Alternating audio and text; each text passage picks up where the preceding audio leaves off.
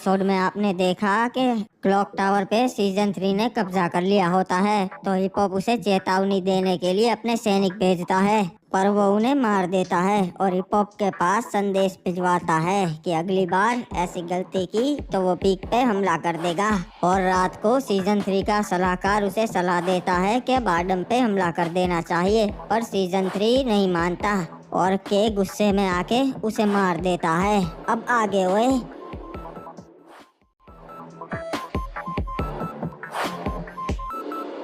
आज हम सब यहाँ जमा हुए हैं फैक्ट्री के एक महान राजा सीजन 3 के लिए। बताते हुए मुझे बहुत दुख हो रहा है कि अब महाराज सीजन 3 नहीं रहे। इन्होंने फैक्ट्री राज्य के लिए बहुत सारी बहादुरी से जंगें लड़ी और अपनी पूरी जिंदगी फैक्ट्री राज्य को मजबूत करने में लगा दी। आज मैं आपको वो सच्चाई बताने जा रहा हूँ जो किसी को भी नहीं पता थी, ना ही फैक्ट्री वासियों को, ना ही इनकी सेना को, ना इनके पिछले सलाहकार को और ना ही इनके खास दोस्तों को। वो बात जो महाराज ने सिर्फ अपने तक रखी थी और सिर्फ मुझे बताया था।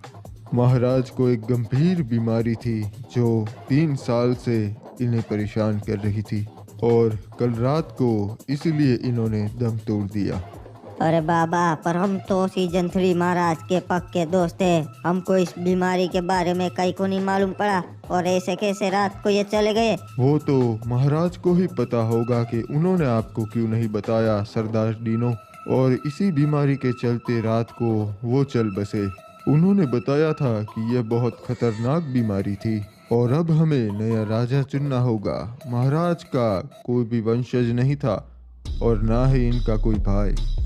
सीजन 3 महाराज तो अकेले ही थे, तो अब हम कैसे चुनाव करेंगे रे बाबा? सिंपल है, अब फैक्ट्री का नया महाराज आप लोगों में से कोई होगा। आप ही अपना राजा चुनेंगे। तो बताइए, आप किसे अपना नया राजा बनाना चाहते हैं? मेरे हिसाब से सलाहकार जी, नए राजा तो आप ही होने चाहिए, क्योंकि आपके आने के बाद ही फैक्ट्री राज्य ने इतनी तरक्की की है। आपकी सलाह ले लेके ही महाराज ने फैक्ट्री को इतना बड़ा राज्य बनाया। आज क्लॉक टावर भी आपकी वजह से ही जीत पाए थे।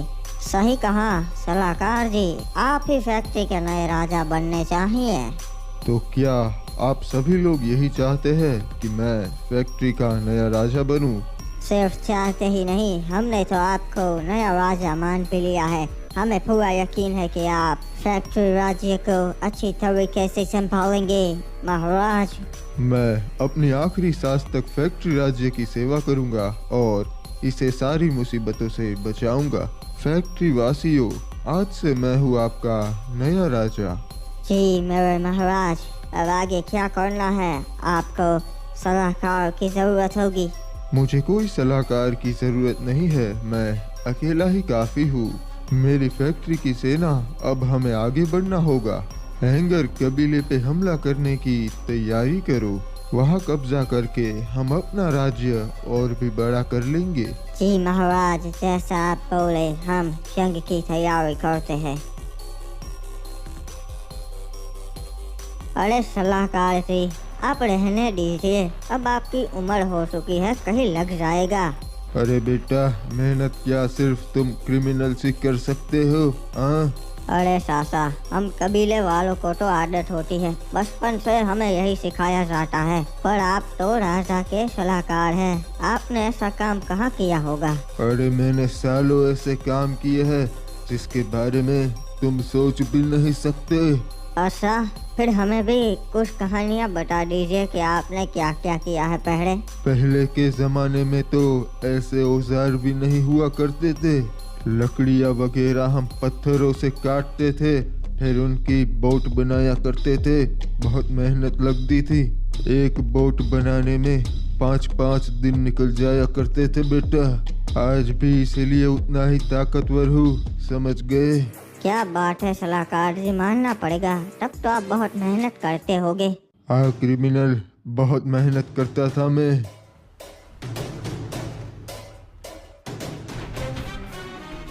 अरे ये क्या, बोट गिर गई। सैनिकों, जल्दी और सैनिकों को बुलाओ, उठाओ बोट को।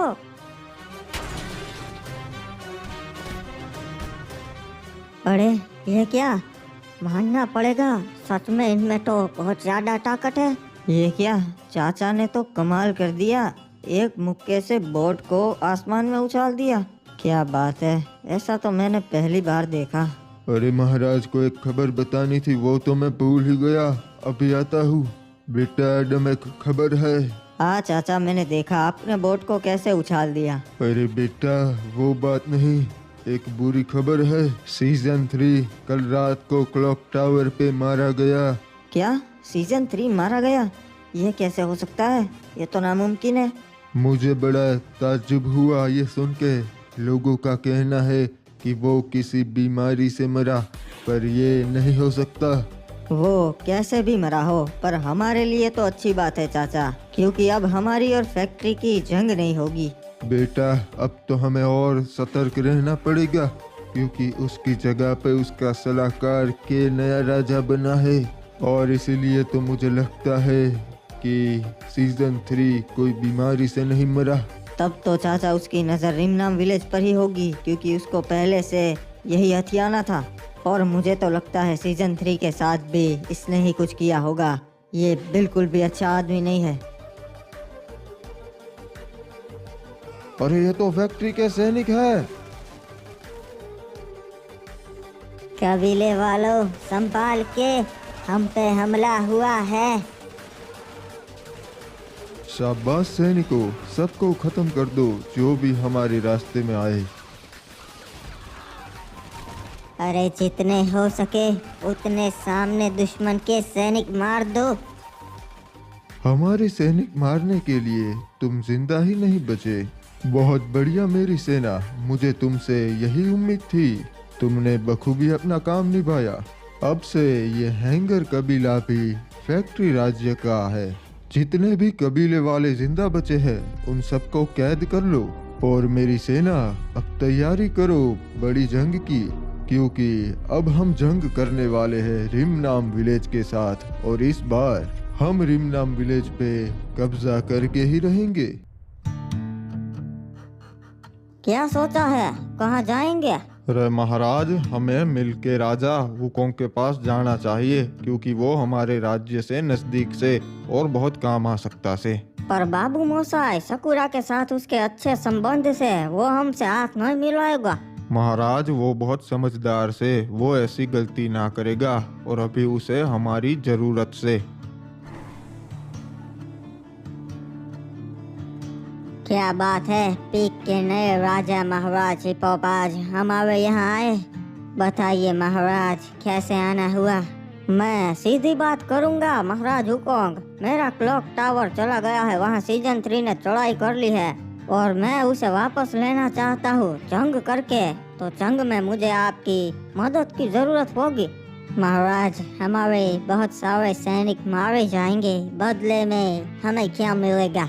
अरे भाई, हम जानते से विक्टर के साथ तुम्हारी दुश्मनी से वो तुम पे कभी भी हमला कर सकता से। उस जंग में हम तुम्हारा साथ देंगे। फिर तो हम आपका साथ देने के लिए तैयार हैं। चलो, समय आ चुका है उस आदम से अपना बदला लेने का। उसने हमारे बहुत सारे भाइयों को मारा है। अब समय आ चुका है, हम बदला लेंगे। हम उसकी पूरी सेना मार देंगे और रिमनाम विलेज पे कब्जा कर लेंगे। हमारा ये जंग जीतना तो तय है, हारने का प्रश्न ही नहीं आता, क्योंकि हमारी सेना ही बहुत बड़ी है। आज हम रिमनाम विलेज पे कब्जा करके इतिहास रचने वाले हैं, क्योंकि उसके बाद कोई नहीं होगा जो हमसे लड़ाई कर सके। अरे ये क्या हो रहा है, लगता है हम पे हमला होने वाला है। जिसका डर था वही हुआ कि अपना बदला लेने आया है। और इस बार तो उसकी सेना बहुत बड़ी है महाराज। हम हार कभी नहीं मान सकते। एक काम करो महाराज विक्टर और महाराज एज ऑफ गोल्ड तक संदेशा पहुंचाओ कि हमें उनकी ज़रूरत है। अगर वो हमारा साथ दे तब ये जंग हम जीत सकते हैं, वरना बहुत मुश्किल होगी। ठीक है महाराज, और मैं भी अपने कबीले पे जाके अपनी खास सेना ले आता हूँ। आदम, तुम्हें मेरी कसम है, कुछ भी हो जाए तुम महल से बाहर नहीं निकलोगे। नहीं चाचा, सबको मेरी ज़रूरत है, मैं भी बाहर आऊँगा। नहीं, उनकी सेना बहुत बड़ी है अगर तुम्हें कुछ हो गया तो हम वहीं पे जंग हार जाएंगे।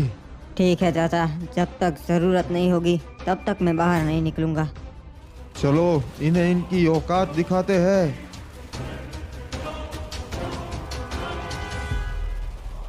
आए बड़े हमसे जंग करने वाले।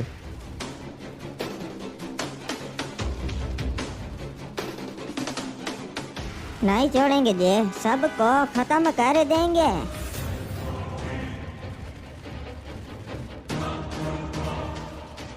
पिछली बार भी तुम्हारा राजा भाग गया था तुम सबको अकेला छोड़कर, और आज भी वही होगा।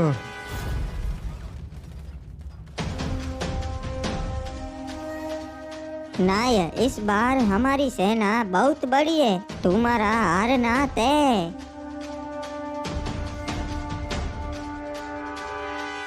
चलो सैनिकों, अब सही समय है। हम महल पे हमला करके बड़ी आसानी से उस आदम को मार देंगे और ये जंग जीत जाएंगे। चलो मेरे भाइयों, आज हमें फिर से मौका मिला है जंग करने का, जो हमें बहुत पसंद है। आए बड़े पगोड़े राजा के सैनिक हमारे रिमनाम विलेज पे कब्जा करने के लिए। और ये संभाल के, पीछे से जंगली आ चुके हैं। अरे ये क्या, ये तो खत्म ही नहीं हो रहे, आते ही जा रहे हैं।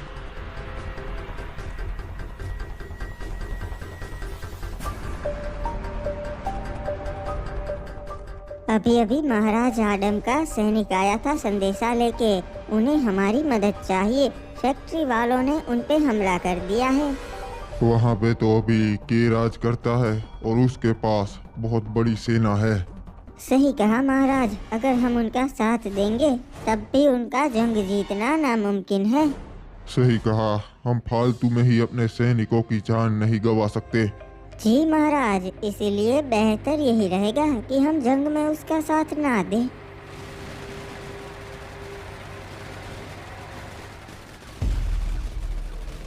आदम, मुझे मालूम है कि तुम एक कायर की तरह अपने महल में छुपकर बैठे हो। हमने तुम्हें चारों ओर से घेर लिया है, अब बचने का कोई रास्ता नहीं।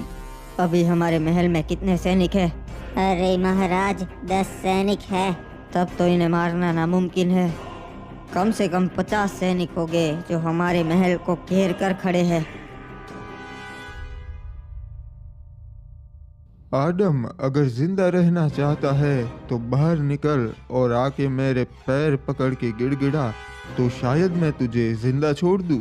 नहीं महाराज, इसकी बातों में मत आना। अगर आप बाहर गए तो पहले आपकी बेइज्जती करेगा, फिर आपको तड़पा तड़पा के मारेगा।